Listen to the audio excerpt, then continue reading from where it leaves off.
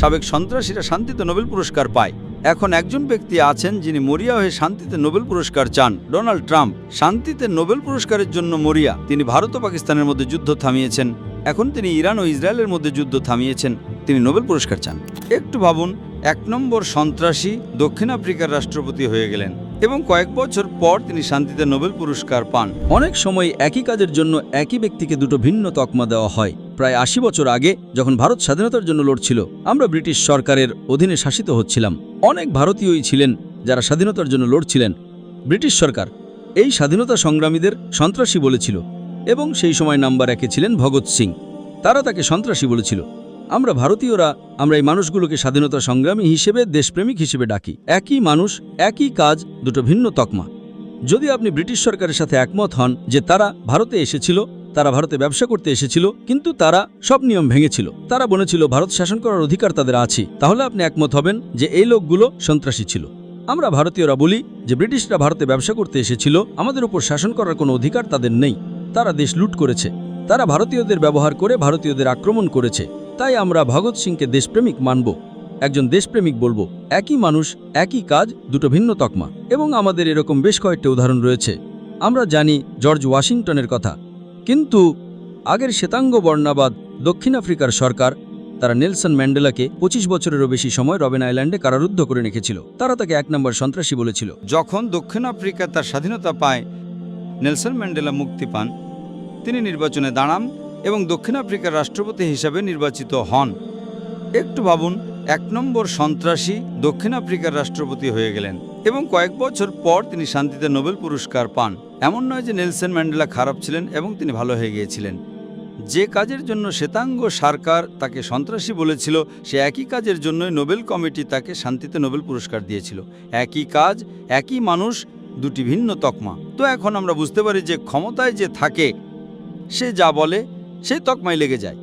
আমাদের কাছে ইসরায়েলের প্রধানমন্ত্রীদের উদাহরণ আছে। সাবেক সন্ত্রাসীরা শান্তিতে নোবেল পুরস্কার পায়। এখন একজন ব্যক্তি আছেন যিনি মরিয়া হয়ে শান্তিতে নোবেল পুরস্কার চান, ডোনাল্ড ট্রাম্প। শান্তিতে নোবেল পুরস্কারের জন্য মরিয়া। তিনি ভারত ও পাকিস্তানের মধ্যে যুদ্ধ থামিয়েছেন। এখন তিনি ইরান ও ইসরায়েলের মধ্যে যুদ্ধ থামিয়েছেন। নোবেল পুরস্কার, তিনি নোবেল পুরস্কার চান। তো সংক্ষেপে আমরা উপলব্ধি করি যে মিডিয়া খুবই শক্তিশালী। ক্ষমতায় থাকা ব্যক্তি যাই বলুক না কেন, তা ঠিক হোক বা ভুল, তাই প্রতিষ্ঠিত হয়ে যায়। মুসলমানদের কট্টরপন্থী বা মৌলবাদী বলা হয়। ফান্ডামেন্টালিস্ট শব্দের অর্থ কি? ফান্ডামেন্টালিস্টের সংজ্ঞা অনুযায়ী অর্থ হলো এমন একজন ব্যক্তি যে কোনো নির্দিষ্ট মতবাদ বা নির্দিষ্ট দৃষ্টিভঙ্গির মৌলিক বিষয়গুলো বা ফান্ডামেন্টালস অনুসরণ করে। উদাহরণস্বরূপ, আপনি যদি একজন ভালো ডাক্তার হতে চান, তবে আপনার চিকিৎসা বিজ্ঞানের মৌলিক বিষয়গুলো জানা, অনুসরণ করা এবং অনুসরণ করা উচিত। আপনি যদি চিকিৎসা বিজ্ঞানের ক্ষেত্রে একজন ফান্ডামেন্টালিস্ট না হন, তাহলে আপনি একজন ভালো ডাক্তার হতে পারবেন না। একজন ব্যক্তির ভালো গণিতবিদ হওয়ার জন্য তার গণিতের মৌলিক বিষয়গুলো জানা, অনুসরণ করা এবং অনুশীলন করা উচিত। একজন ব্যক্তি যদি গণিতের ক্ষেত্রে ফান্ডামেন্টালিস্ট না হয়, সে একজন ভালো গণিতবিদ হতে পারবে না। একজন ব্যক্তির ভালো বিজ্ঞানী হওয়ার জন্য তার বিজ্ঞানের মৌলিক বিষয়গুলো জানা, অনুসরণ করা এবং অনুশীলন করা উচিত। যদি সে বিজ্ঞানীর ক্ষেত্রে ফান্ডামেন্টালিস্ট না হয়, সে একজন ভালো বিজ্ঞানী হতে পারবে না। আপনি সব ফান্ডামেন্টালিস্টকে যে সবাই ভালো বা সবাই খারাপ, ওই ব্যক্তি কোন ক্ষেত্রে একজন ফান্ডামেন্টালিস্ট তার উপর নির্ভর করে আপনাকে তকমা দিতে হবে। উদাহরণস্বরূপ, যদি আপনার কাছে একজন ফান্ডামেন্টালিস্ট চোর থাকে, এমন একজন ব্যক্তি যে চুরি করে, যে ডাকাতি করে, সে কি সমাজের জন্য ভালো? সে সমাজের জন্য একটু অভিশাপ। অন্যদিকে আপনার কাছে যদি একজন ফান্ডামেন্টালিস্ট ডাক্তার থাকে যে হাজার হাজার মানুষের জীবন বাঁচিয়েছে, সে সমাজের জন্য ভালো। তো সে কোন ক্ষেত্রে ফান্ডামেন্টালিস্ট তার উপর নির্ভর করে আপনাকে তকমা দিতে হবে। আপনি বলতে পারেন না যে সব ফান্ডামেন্টালিস্ট ভালো বা সব ফান্ডামেন্টালিস্ট খারাপ। আমি ডক্টর জাকির নাইক, আমি একজন ফান্ডামেন্টালিস্ট মুসলিম এবং একজন ফান্ডামেন্টালিস্ট মুসলিম হতে পারে আমি গর্বিত।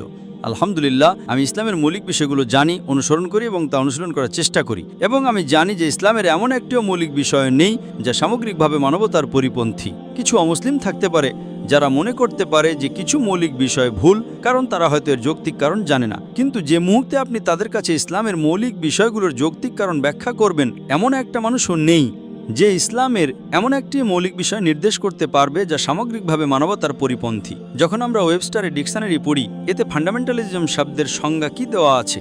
এটা বলে যে ফান্ডামেন্টালিজম হলো একটা আন্দোলন যা 20 শতকের শুরুতে আমেরিকান প্রোটেস্ট্যান্টদের দ্বারা শুরু হয়েছিল। আগে চার্চ খ্রিস্টানরা বিশ্বাস করত যে বাইবেলের বার্তা ঈশ্বরের কাছ থেকে এসেছে।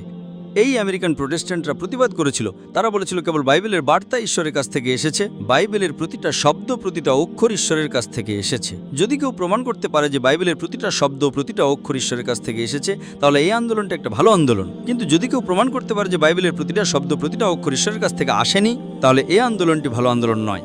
যখন আমরা অক্সফোর্ড ডিকশনারি পড়ি, এতে বলা হয়েছে যে ফান্ডামেন্টালিস্ট হলো এমন একজন ব্যক্তি যে কোনো ধর্মের প্রাচীন মতবাদ এবং ধর্মগ্রন্থ কঠোরভাবে মেনে চলে। কিন্তু এখন যখন আমরা রিভাইজড স্ট্যান্ডার্ড অক্সফোর্ড ডিকশনারির সংশোধিত সংস্করণ পড়ি, সেখানে সামান্য পরিবর্তন আছে। অক্সফোর্ড ডিকশনারির সংশোধিত সংস্করণ বলে যে ফান্ডামেন্টালিস্ট হলো এমন একজন ব্যক্তি যে কোনো ধর্মের বা ধর্মগ্রন্থের, বিশেষ করে ইসলাম, প্রাচীন মতবাদ কঠোরভাবে মেনে চলে। তো বিশেষ করে ইসলাম শব্দটি সংশোধিত সংস্করণে যোগ করা হয়েছে। ফান্ডামেন্টালিস্ট শব্দটি শোনার মুহূর্তেই আপনি একজন মুসলিমের কথা ভাবতে শুরু করেন এবং আমরা প্রতিরক্ষামূলক হয়ে যাই। না না না না, আমি ফান্ডামেন্টালিস্ট নই। আমি বলি আমি একজন ফান্ডামেন্টালিস্ট। তারপর তারা বলে মুসলমানরা চরমপন্থী। আমি বলি আমি একজন চরমপন্থী। আমি চরম দয়ালু, আমি চরম প্রেমময়, আমি চরম করুণাময়, আমি চরম সহানুভূতিশীল, আমি চরম সৎ, আমি চরম সত্যবাদী, আমি চরম ন্যায়পরায়ণ। কেউ কি আমাকে বলতে পারে যে চরম দয়ালু, চরম প্রেমময়, চরম করুণাময়, চরম সহানুভূতিশীল, চরম ন্যায়পরায়ণ, চরম সত্যবাদী, চরম সৎ হওয়ার মধ্যে ভুল কি আছে? ভুল কি?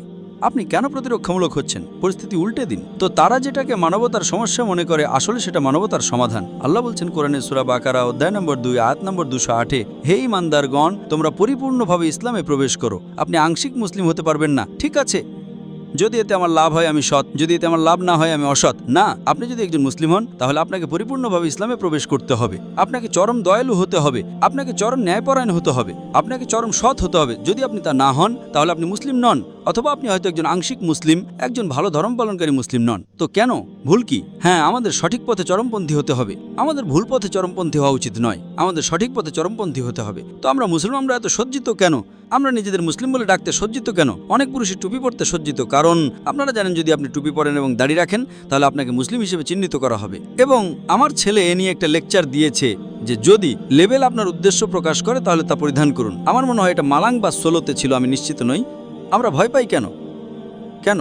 তারপর মিডিয়া বলে মুসলমানরা অসহিষ্ণু, ইসলাম একটা অসহিষ্ণু ধর্ম।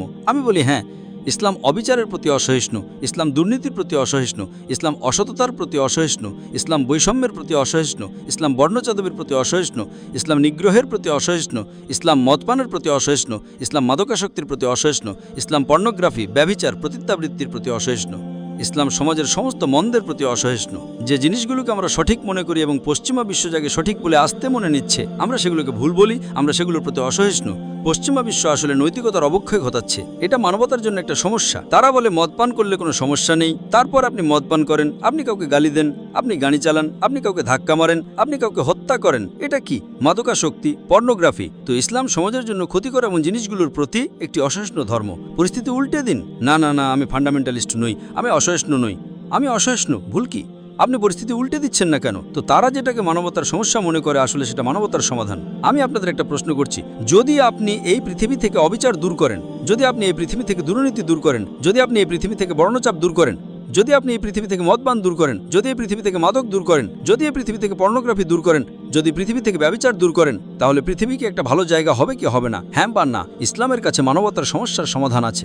এবং অনেক মুসলিম দেশে যখন মুসলমানরা কোরআন বাস্তবায়ন করার চেষ্টা করে, পশ্চিমা বিশ্ব এসে কিছু মুসলমানকে তাদের পক্ষে নিয়ে তা ধুয়ে মুছে ফেলতে চায়। তারা একটা মুসলিম দেশে যায়, তারা বিরোধীদের সমর্থন করে, তারা সেই দলের সমর্থন করে যারা ইসলামের পক্ষে নয়, তারা তাদের অর্থায়ন করে এবং আমরা বলির পাছাড়ার মতো হয়ে যাই। ইসলামের কাছে মানবতার সমস্যার সমাধান আছে।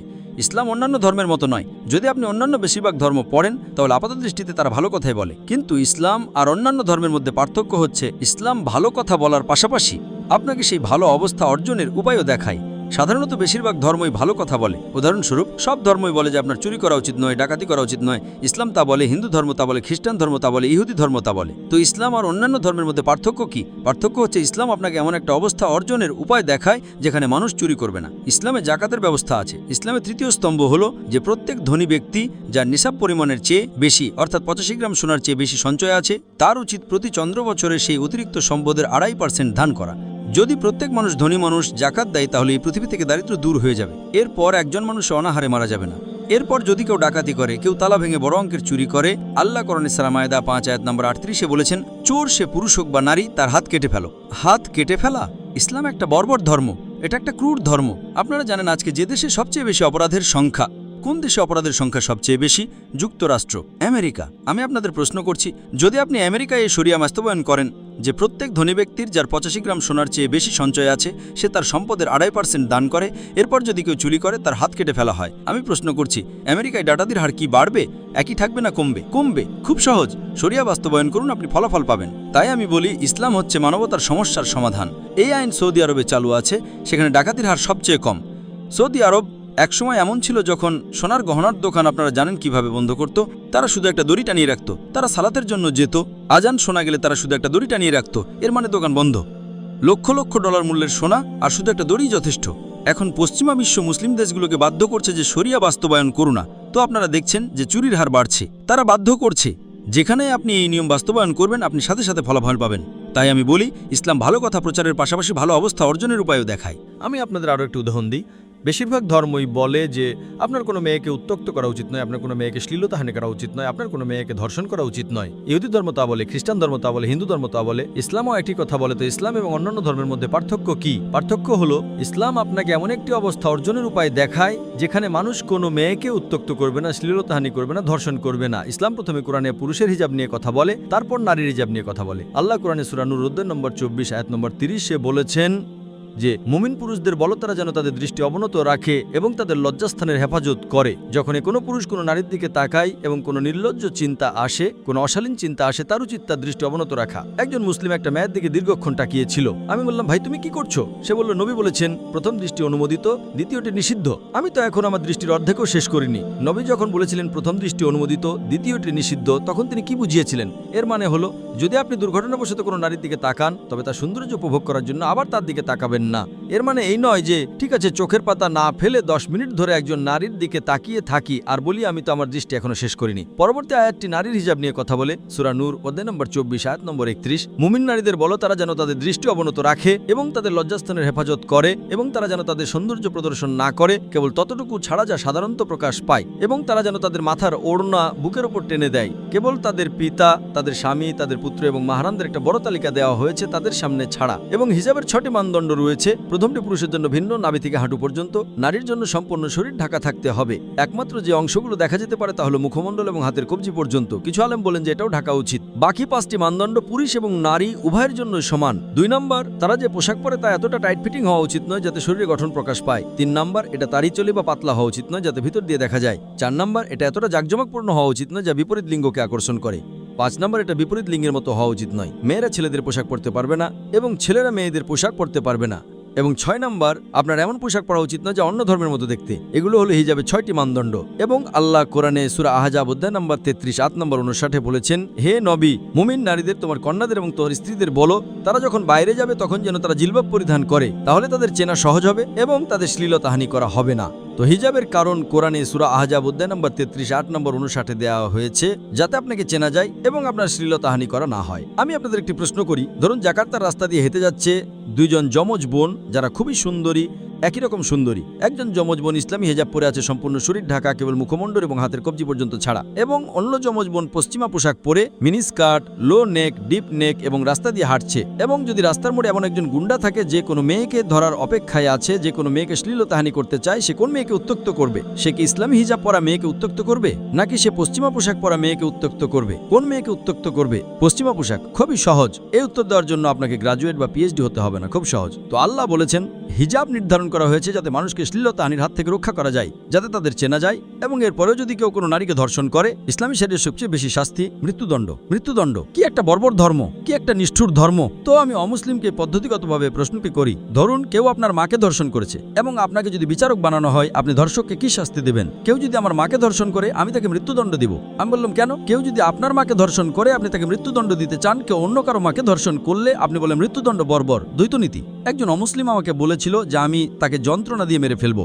আপনারা কি জানেন যে দেশে ধর্ষণের হার সবচেয়ে বেশি তার মধ্যে একটা হলো আমেরিকা। যদি আপনি পরিসংখ্যান পড়েন, যদি আমেরিকার পরিসংখ্যান পড়েন, আগে ছিল 52 সেকেন্ডে একটি, তারপর হলো 32 সেকেন্ডে একটি। 2 বছর আগে আমেরিকায় প্রতি 22 সেকেন্ডে একটা ধর্ষণের ঘটনা ঘটে যাচ্ছে। আপনারা কি বিশ্বাস করতে পারেন? আমেরিকা, সবাই আমেরিকাকে অনুসরণ করতে চায়। আমি আপনাদের একটি প্রশ্ন করছি, ধরুন যদি আমেরিকায় ইসলামী শরিয়া বাস্তবায়ন করা হয় যে কোনো পুরুষ কোনো নারীর দিকে তাকালে কোনো নির্লজ্জ চিন্তা এলে তাদের দৃষ্টি অবনত করা উচিত, নারীর ইসলামী হিজাব পরা উচিত, সম্পূর্ণ শরীর ঢাকা কেবল মুখমণ্ডল এবং হাতের কবজি পর্যন্ত ছাড়া। এরপরে যদি কেউ কোনো নারীকে ধর্ষণ করে সর্বোচ্চ শাস্তি মৃত্যুদণ্ড। আমি আপনাদের প্রশ্ন করছি, আমেরিকায় ধর্ষণের হার কি বাড়বে? এটা কি একই থাকবে নাকি কমে যাবে? এটা কমে যাবে। আপনি শরিয়া বাস্তবায়ন করেন এবং আপনি ফলাফল পান।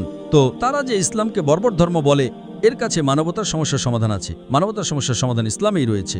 আজ মিডিয়া বলে ইসলামে নারীরা দমন পীড়িত, পশ্চিমা মিডিয়া বলে যে ইসলাম নারীকে দমন পীড়ন করে। নারীর স্বাধীনতার পশ্চিমা বলি আসলে নারীর শরীরের শোষণের একটি ছদ্মবেশী রূপ, তার সম্মানের বঞ্চনা এবং তার আত্মার অবক্ষয়। পশ্চিমা সমাজ যারা নারীর মর্যাদা বৃদ্ধির দাবি করে তারা আসলে তাকে সমাজের প্রজাপতি উপপত্নীর স্তরে নামিয়ে দিয়েছে। যারা শিল্প এবং সংস্কৃতির রঙিন পর্দার আড়ালে লুকিয়ে থাকে, প্রধানত আনন্দ সন্ধানীদের জন্য তারা শিল্প এবং সংস্কৃতির রঙিন পর্দার আড়ালে লুকিয়ে থাকে। পশ্চিমা বিশ্ব কি করছে?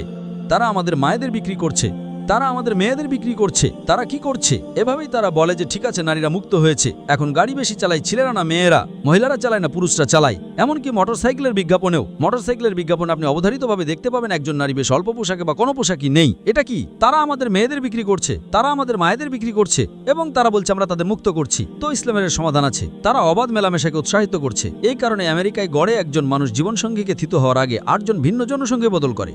আমেরিকান পরিসংখ্যান অনুযায়ী গড়ে একজন আমেরিকানের একজনের সাথে থিত হওয়ার আগে 8 জন ভিন্ন যৌনসঙ্গী থাকে। বিবাহের কত বছর পরে? পরিসংখ্যান তা বলে না। তো এটা একটা সাধারণ ব্যাপার। একাধিক স্ত্রী রাখা নিষিদ্ধ। কেন? উপপত্নী রাখা, উপচক রাখা বিশাল 5, 10, 15, 20 জন, কোনো সমস্যা নেই। উপপত্নী হলে আপনি সম্মান পান না, আপনি নিরাপত্তা পান না, আপনি নিচে নেমে যান। যদি আপনি দ্বিতীয় স্ত্রী হন তাহলে সম্মান পান, নিরাপত্তা পান, সমর্থন পান, সুরক্ষা পান। তাই ইসলাম কিছু পুরুষদের একাধিক স্ত্রী রাখার অনুমতি দিয়েছে যাতে নারী সুরক্ষিত থাকতে পারে। তাই ইসলাম যে কিছু পুরুষকে একাধিক স্ত্রী রাখার অনুমতি দিয়েছে তা নারীর মঙ্গলের জন্যই। 1984 সালে রিডার্স ডাইজেস্ট অ্যালমেনাক বইয়ে একটি প্রবন্ধ এসেছিল। এতে 1934 থেকে 1984 সালে 50 বছরে মেজর কিছু বিশ্বধর্মের বৃদ্ধির পরিসংখ্যান দেওয়া হয়েছিল এবং 1 নম্বর ধর্ম ছিল ইসলাম 237%, 238%, খ্রিস্টান ধর্ম মাত্র 47%। 1934 থেকে 1984 সালের মধ্যে এই 50 বছরে কোন যুদ্ধ হয়েছিল যা অমুসলিমদের ইসলাম ধর্মে আসতে বাধ্য করেছিল? 1934 থেকে 1984 সালের মধ্যে কোন সন্ত্রাসী তাদের আক্রমণ হয়েছিল যা অমুসলিমদের ইসলাম ধর্মে আসতে বাধ্য করেছিল? আজ যদি আমরা বিশ্লেষণ করি, আজ ইসলাম হলো দ্রুত বৃদ্ধিপ্রাপ্ত ধর্ম। আমেরিকায় দ্রুত বৃদ্ধিপ্রাপ্ত ধর্ম হলো ইসলাম, ইউরোপে দ্রুত বৃদ্ধিপ্রাপ্ত ধর্ম হলো ইসলাম। এবং আপনারা কি জানেন, তারা যত ইসলামকে আক্রমণ করছে তত ইসলাম প্রসারিত হচ্ছে। আজ বিশ্বের সবচেয়ে দ্রুত বৃদ্ধিপ্রাপ্ত ধর্ম হলো ইসলাম। আমেরিকায় সবচেয়ে দ্রুত বৃদ্ধিপ্রাপ্ত ধর্ম হলো ইসলাম, ইউরোপে সবচেয়ে দ্রুত বৃদ্ধিপ্রাপ্ত ধর্ম হলো ইসলাম। এবং 9/11-এর পর 2011 সালের সেপ্টেম্বর 11 তারিখে 220 আওয়ার আমডার পর তারা ইসলামকে আক্রমণ করতে শুরু করলো। কেবল আমেরিকায় 9 মাসের ব্যবধানে 34,000 মুসলিম হয়েছে। কেবল ইউরোপে 22,000 ইউরোপীয় মুসলিম হয়েছে। এবং তারা যখন বলছে যে ইসলাম নারীকে দমনপীড়ন করছে, তখন যারা মুসলিম হচ্ছে তাদের মধ্যে 2/3 নারী। যদি ইসলাম নারীকে দমনপীড়ন করে তাহলে অমুসলিম নারীরা কেন মুসলিম হচ্ছে? কেন আমেরিকান নারীরা মুসলিম হচ্ছে? কেন ইউরোপীয় নারীরা মুসলিম হচ্ছে? কারণ তারা ইসলামের নিরাপত্তা খুঁজে পায়, তারা ইসলামের নারীদের সমস্যার সমাধান খুঁজে পায়। নারীদের যে সমস্যা আছে তার সমাধান ইসলামে আছে। মানবজাতির সমস্যার সমাধান হিসেবে ইসলামের সমাধান আছে মানবজাতির সমস্যার জন্য। আমি আমার আলোচনা কোরআনের সে আয়াতটি দিয়ে শেষ করতে চাই, যেটা দিয়ে আমি শুরু করেছিলাম, সূরা ইসরা অধ্যায় নম্বর 14 আয়াত নম্বর 81, যেখানে আল্লাহ বলেছেন, বলো সত্য এসে গেছে এবং মিথ্যা বিলুপ্ত হয়েছে, কারণ মিথ্যা তো তার প্রাকৃতিকভাবে বিলুপ্ত হওয়ার জন্যই তৈরি।